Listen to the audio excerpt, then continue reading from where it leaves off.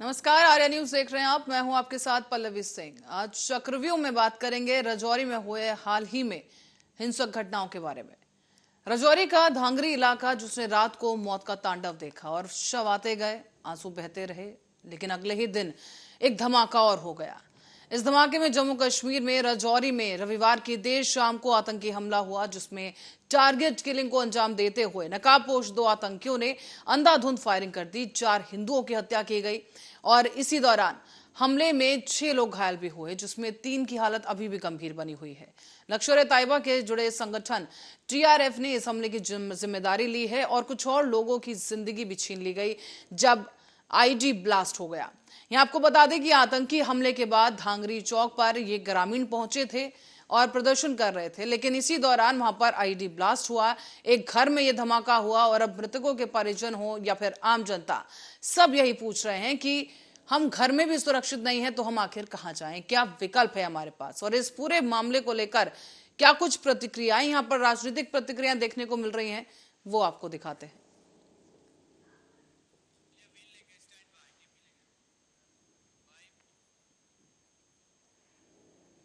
और आपको दिखाते हैं क्या कुछ बयानबाजी इस दौरान की गई है।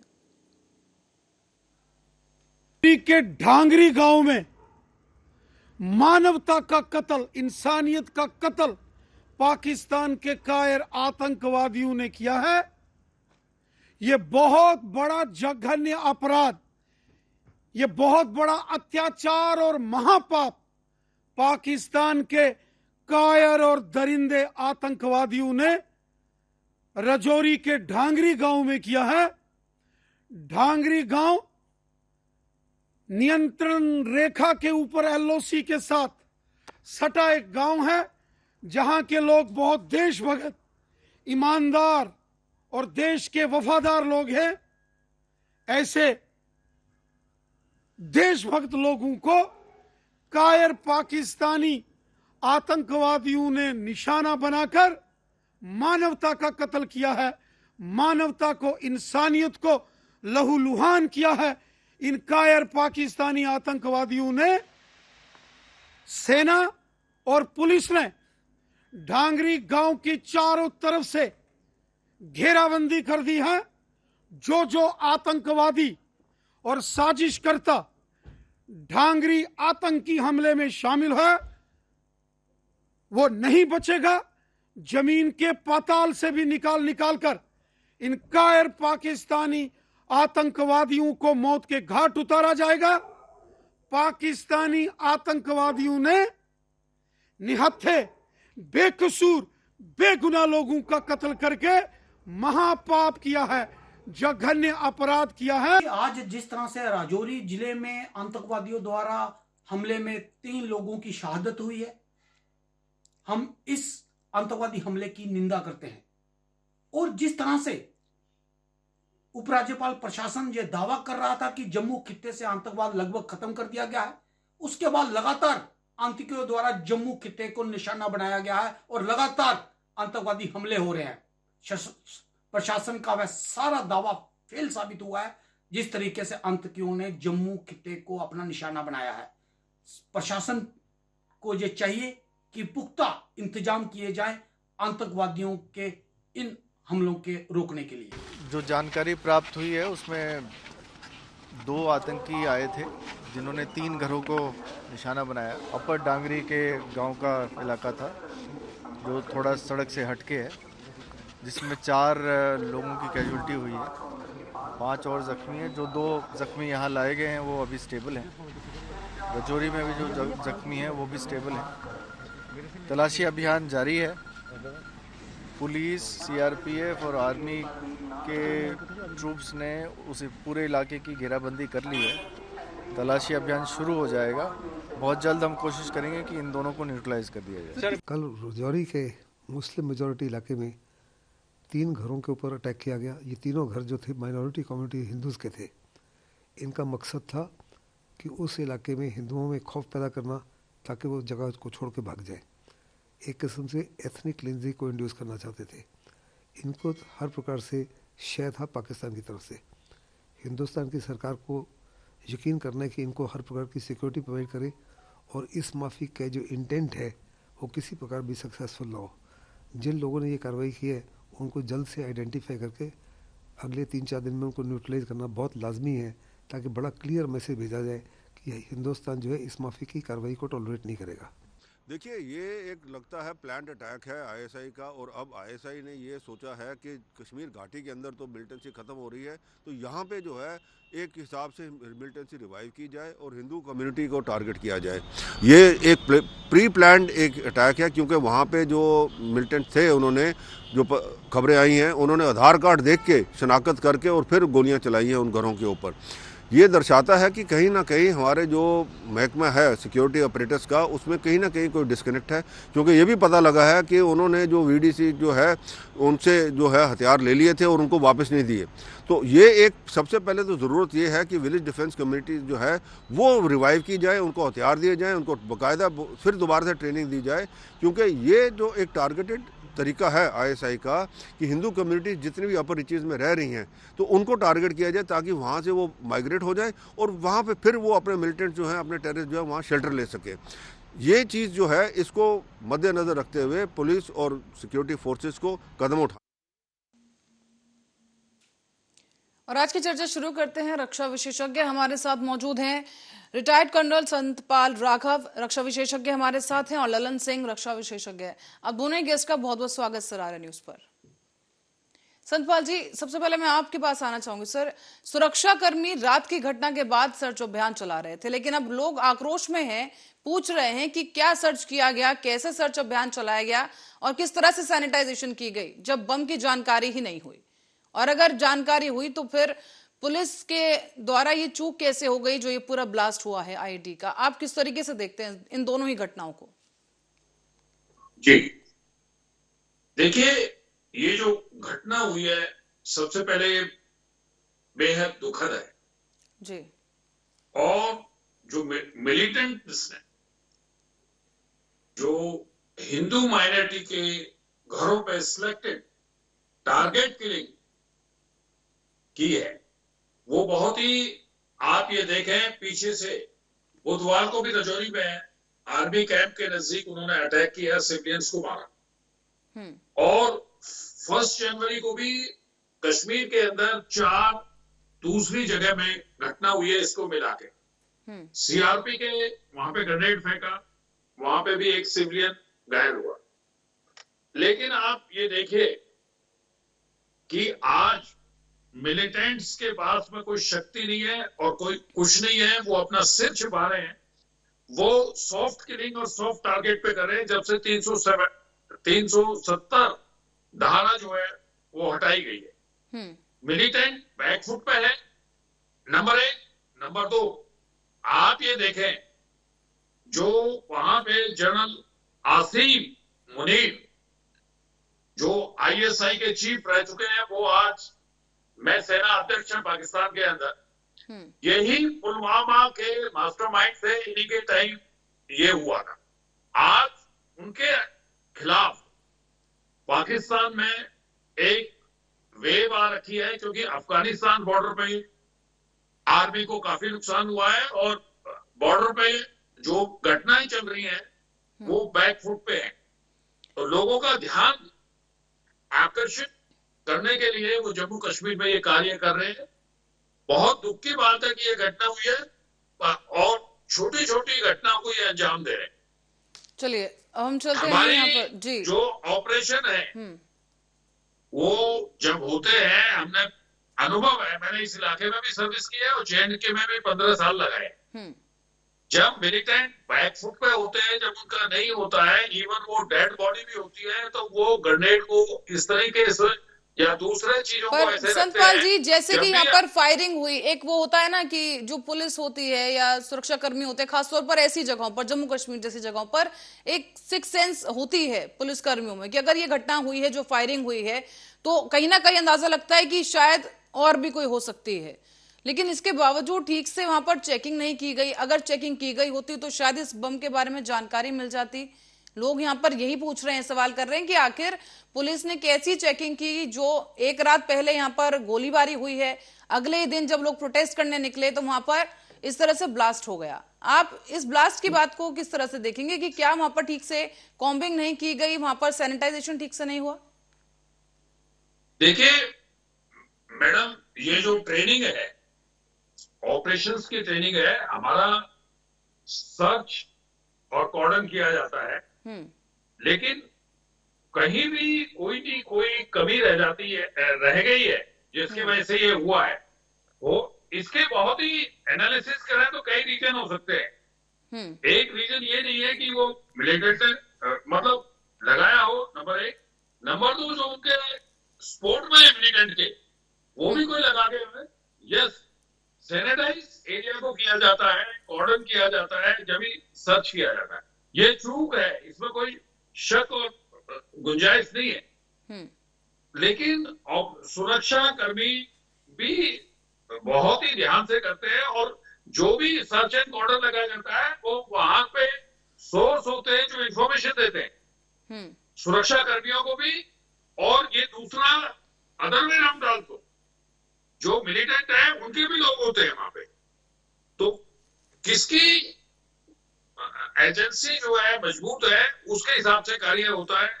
चलिए सर, मैं जल्दी लौटूंगी आपके पास। ललन सिंह जी के पास चलते हैं। ललन सिंह जी, आप किस तरीके से देखते हैं सर इन दोनों ही घटनाओं को? जैसे एक रात पहले वहां पर फायरिंग हुई, आधार कार्ड देख करके वहां पर गोलीबारी की गई है, अपने आप में बहुत शॉकिंग और दुख वाली घटना है कि बेकसूर लोगों की इस तरह से हत्या की जा रही है टारगेट किलिंग के साथ। और दूसरे ही दिन जब लोग गुस्सा जाहिर करने के लिए बाहर निकले तो उसके बाद घर में ब्लास्ट हो जाता है, कई बच्चे इस दौरान घायल हुए हैं। पल्लवी जी, रजौरी में जो आतंकियों ने गोलाबारी की रात में संडे को, और उसमें 4 लोगों की मौत हो गई, और उसके बाद अर्ली मॉर्निंग में फिर से आईडी का धमाका हो गया। और जमीनी स्तर पे जो सच्चाई ये है कि पूरी औरतों और बच्चों में भगदड़ मच गया, क्योंकि ये सॉफ्ट टारगेट तो होते ही हैं, और ये बॉर्डर के नजदीक रहने वाले लोग हैं जो लगातार इन नापाक हरकतों से अपने आप को एक तरह से सुरक्षा की भावना में लगातार इनको ठेस पहुंच रही है। मैं कह रहा हूं कि 1 महीने पहले उसी इलाके में सैन्य शिविर के पास 2 लोगों की मौत हुई थी इसी आतंकी हरकतों के कारण। सर, क्या लगता है, क्या रजौरी कोई एक सॉफ्ट टारगेट वाला एरिया है? क्योंकि आसपास घना जंगल भी है, तो क्या इसी लिहाज से ये एक इजी टारगेट है आतंकियों के लिए? नहीं, मैं ये बताना चाहता हूं, इसके 2 कारण हैं। जो एलओसी का इलाका है वो पूरी तौर पे लगभग बंद हो गया है घुसपैठ का, तो इन्होंने जम्मू में पुंछ और रजौरी इस इलाके से अपने आप को किसी तरह से बर्फबारी के टाइम में घुसपैठ करते हैं, और करने के बाद कुछ दिनों तक एक हाइडआउट में बैठते हैं। आप ये मान के चलिए कि जो इनके लश्कर के अपने आप को हिट स्क्वाड बोलते हैं, जिसको टीआरएफ बोल रहे हैं, ये कौन लोग हैं? मैं ये मान के चलता हूं कि ये करीब 15 दिन 20 दिन पहले इस किसी गांव के इलाके में अपने आप को हाइड आउट ऑलरेडी बना चुके हैं, और यही कारण है कि उन्होंने हाइड आउट बनाने के बाद गोलाबारी रात में करने के बाद आईडी को उन्होंने प्लान कर दिया। लेकिन ये बात सही है कि जो पुलिस का या जिसका भी ऑपरेशन सर्च का हुआ, वो डोर टू डोर में कहीं न कहीं कमी रह गई। नहीं तो जिस इलाके में फायरिंग हुई है उसमें आईडी मिलने का कोई सवाल ही पैदा नहीं होता। वो अर्ली मॉर्निंग तक उसको लोकेट कर लेना चाहिए था। ठीक है, वो बात खत्म हुई। सेना और सीआरपीएफ। ललन सिंह जी, यहाँ पर मैं एक सवाल सर आपसे पूछना चाहूंगी, क्या रातों रात भी कोई बम इस तरह से प्लांट हो सकता है जो आईडी का जिस तरह से धमाका हुआ है? नहीं, मैं इस बात तो क्या ये भी पॉसिबिलिटी है सर कि क्या किसी रिमोट से ही ऑपरेट होता हो या कोई टाइमर इसमें लगाया गया हो? इसमें टाइमर भी हो सकता है, रिमोट की तो संभावना नहीं है, लेकिन टाइमर है। और दूसरी बात, जो इम्प्रोवाइज इस तरह की हरकतें की जाती हैं नापाक मंसूबों को पूरा करने के लिए, उसमें कोई ना कोई गांव का खास लोग इसमें मददगार है।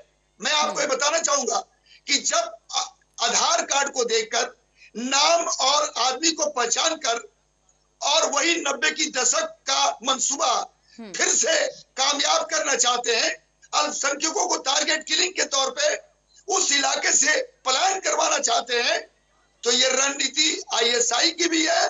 और वहीं पे कुछ लोग ऐसे बैठे हैं जो पुंछ और राजौरी के इलाके में इस तरह का आंतरिक सुरक्षा को डिस्टर्ब कर रहे हैं।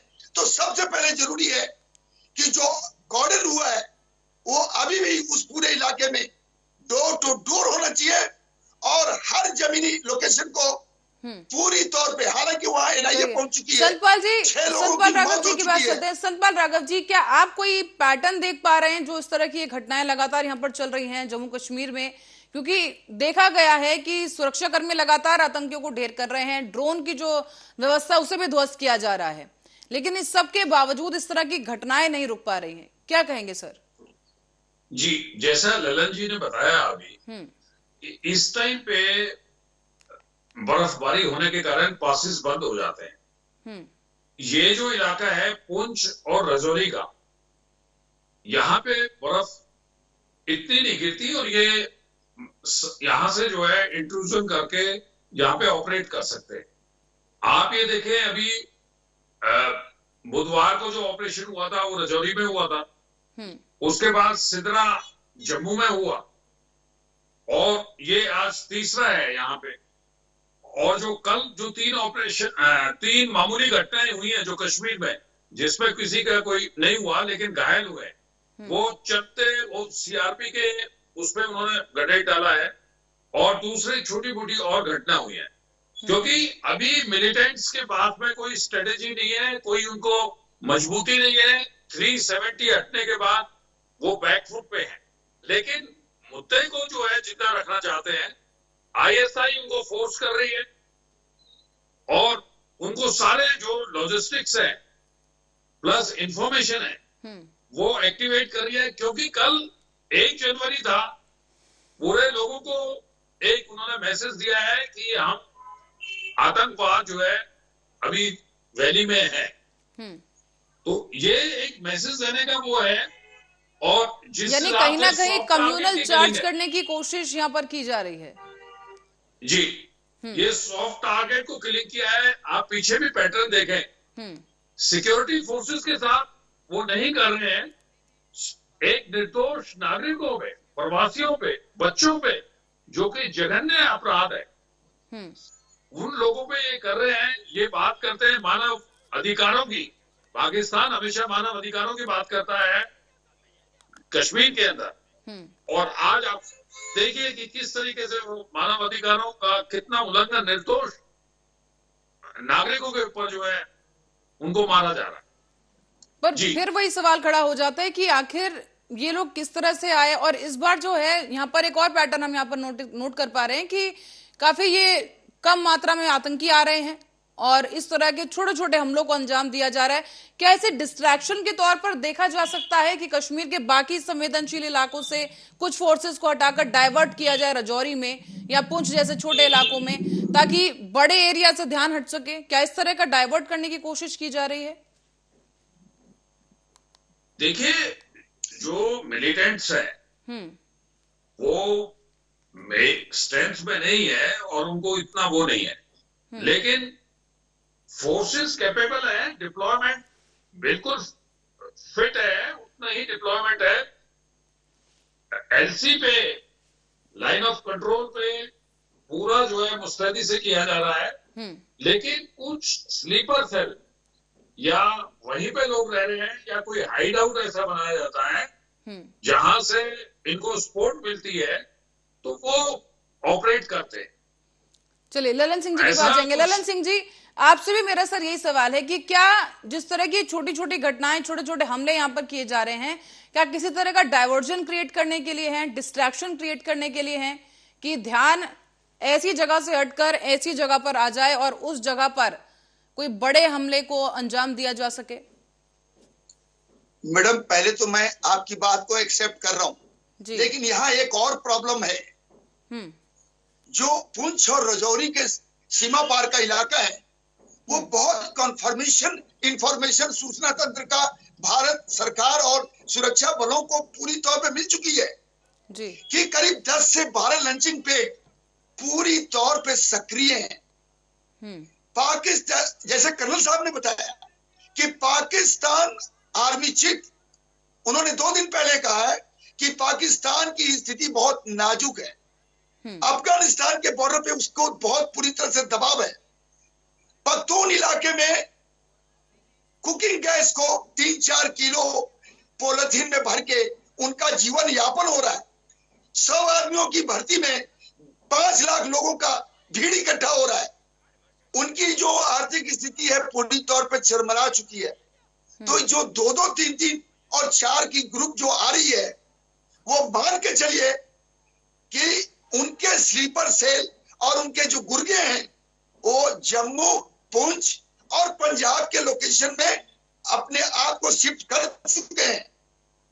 उन्होंने ड्रोन से, आज देखिए गुरदासपुर में पाकिस्तानी ड्रोन देखा गया। कारण क्या है? पंजाब, जम्मू, इन इलाकों से अब वो घुसपैठ कर सकते हैं और घाटी के अंदर अपने आप को इंटर करके घाटी में कोई कार्रवाई कर सकते हैं। बाकी एलओसी के ऊपर इनकी कोई घुसपैठ की संभावना नहीं के बराबर है।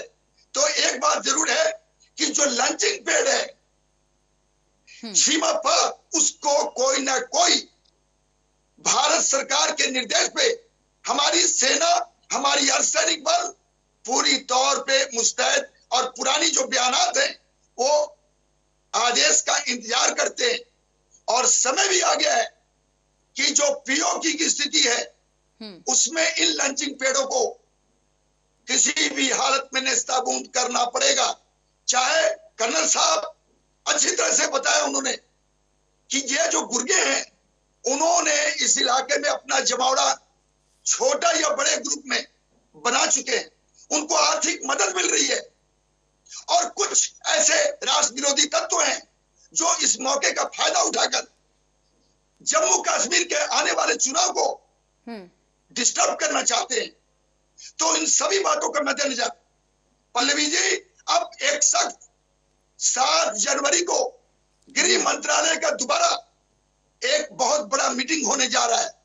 मैं इस बात को महसूस कर रहा हूं कि जो हालात बन रहे हैं वो पाकिस्तान के लिए खतरे की घंटी होगी, क्योंकि उनको याद होना चाहिए 1971 को।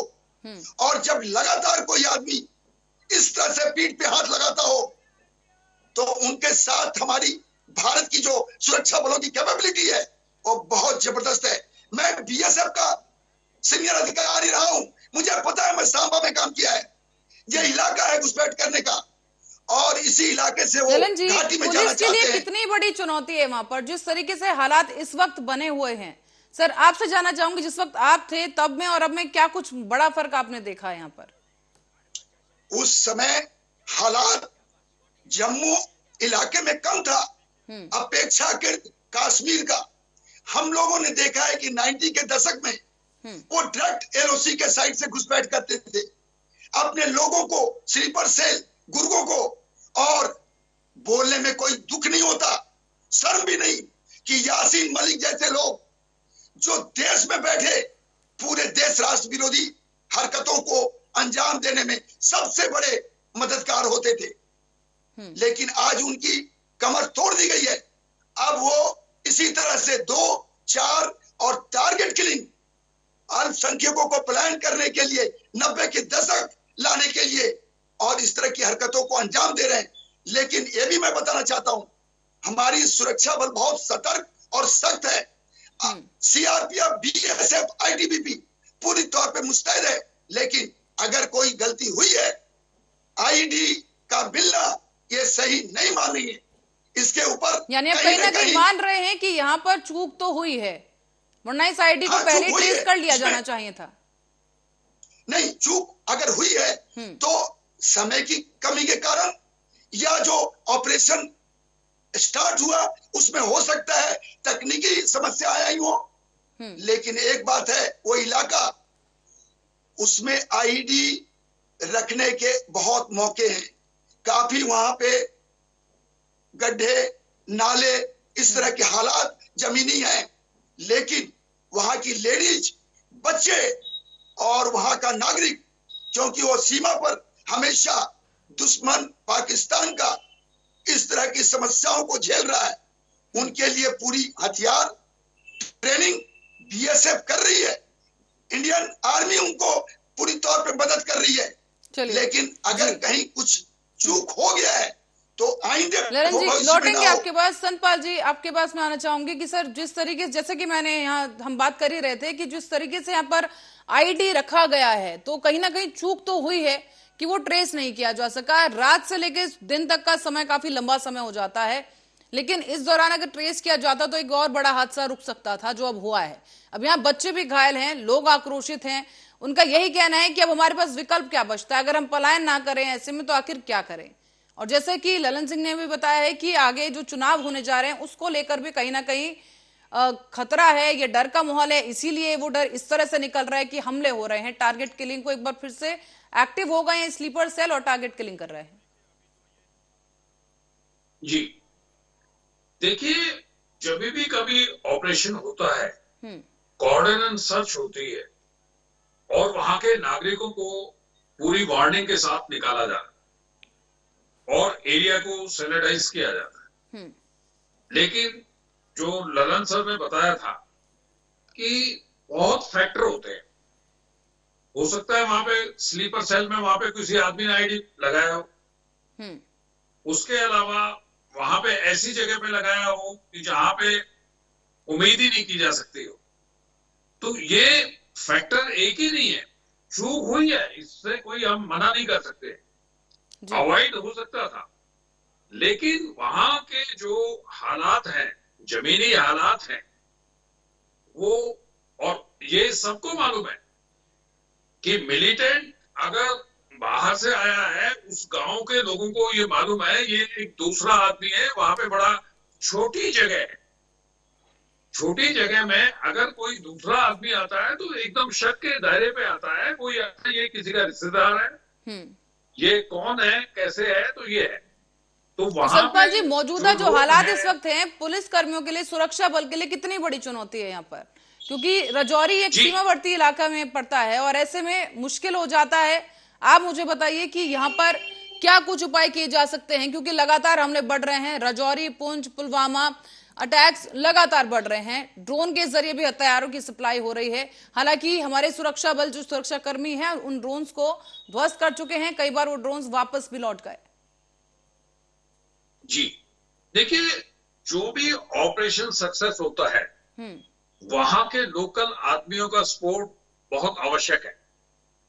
वही लोग जो है उनको हम सोर्स कहते हैं, हम लोग उनको इंटेलिजेंस लेते हैं, ह्यूमन इंटेलिजेंस लेते हैं कि मिलिटेंट का क्या पैटर्न है, कैसे आया, फिर हम उनका दिल जीतते हैं, विनिंग देयर हार्ट। एंड जितने भी वहां के नागरिक होते हैं, आर्मी उनको राशन देती है, केरोसिन ऑयल देती है, बुखारी देती है और सामूहिक केंद्र बनाती है, टीवी लगाती है, मेडिकल कैंप लगाते हैं। तो ये एक हमारे ऑपरेशन का स्ट्रेटेजी का एक हिस्सा है कि लोगों को अपने से जो कुछ उसमें मेन आदमी होते हैं जो आर्मी को इंफॉर्मेशन देते हैं कि साहब मिलिटेंट इतने बजे आता है, ये मिलिटेंट है, उसी बेस पे हम अपना ऑपरेशन लॉन्च करते हैं और हम डोमिनेट भी करते हैं इलाके को। लेकिन डोमिनेशन में आप किसी घर में कोई मिलिटेंट है तो वहां हमें किसी का पता नहीं लग सकता, लेकिन सोर्स हमें इमीडिएटली बताते हैं, उनको सोर्स कहते हैं, जो हमें इंटेलिजेंस देते हैं यानी कि सूचना देते हैं, तब हम स्पेसिफिक इंफॉर्मेशन पे। पर सर जिस तरह से कहा जा रहा है कि स्लीपर सेल, जैसे कि ललन सिंह जी ने भी कहा कि हो सकता है ये स्लीपर सेल से जो एक्टिव हो जाते हैं, तो इनके लिए अब क्या स्ट्रैटेजी बदलने की जरूरत है, क्योंकि रक्षा मंत्रालय की तरफ से भी बैठक कई बार की गई है लेकिन जो हमले हैं वो नहीं रुक पा रहे। टारगेट किलिंग इस वक्त एक ऐसा मसला बन चुका है कि लोग वहां पर डर के साए में जी रहे हैं, क्योंकि घर के अंदर भी वो सुरक्षित नहीं है, घर के बाहर भी सुरक्षित नहीं है। और बीते कुछ महीनों में कई ऐसी घटनाएं सामने आ चुकी हैं, एक टीचर को मार दिया जाता है, मैनेजर को बैंक के अंदर घुस के मार दिया जाता है और इतने आराम से हथियार लेकर बैंक के अंदर प्रवेश करते हैं ये आतंकी और गोली चलाते हैं, वहां से फरार हो जाते हैं। यही घटना कुछ कल रात भी देखने को मिली कि आधार कार्ड बाकायदा चेक किया गया है और उसके बाद उन पर हमला कर दिया गया। जी देखिए, आपने बड़ा अच्छा प्रश्न पूछा है जी। पहले दौर में जो सरेंडर मिलिटेंट करते थे तो उनको आर्मी जो है वेपन देती थी, क्योंकि वो पब्लिक सपोर्ट करते थे और आर्मी को सपोर्ट करते थे, तो उनको जो है वेपन दिए जाते थे। विलेज डिफेंस कमेटी ऑर्गेनाइज करी जाती थी, ट्रेनिंग दी जाती थी, तो वहां से एक मजबूती था। मिलिटेंट उस इलाके में आने की हिम्मत नहीं करेगा।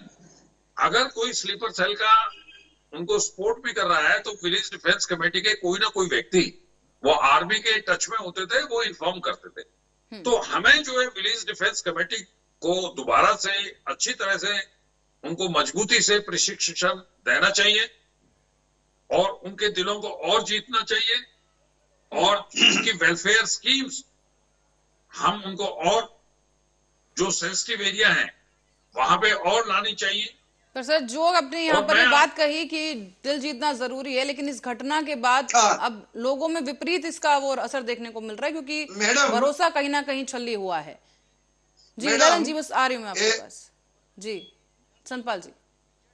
जी देखिए, ये एक है, दुख होता है जिस जगह से कोई व्यक्ति, निर्दोष व्यक्तियों की हत्या होती है तो अनसेफ फील करते हैं। उन लोगों का भी मन नहीं लगता जो दूसरे माइनॉरिटी में, ये मैं मानता हूं।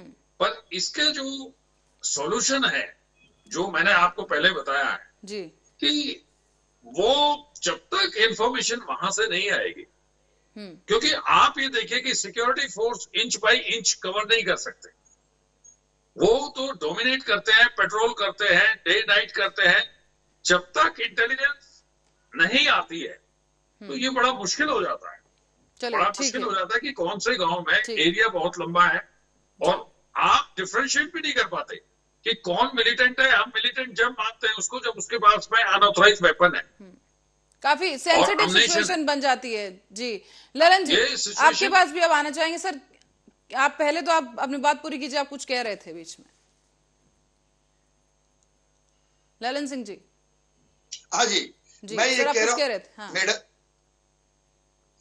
सबसे बड़ी चीज है कि जो कर्नल साहब ने कहा कि लोगों को दिल जीतना, ये सेना और अर्धसैनिक बलों का आजकल बहुत अच्छा इसके ऊपर एक्शन होता है।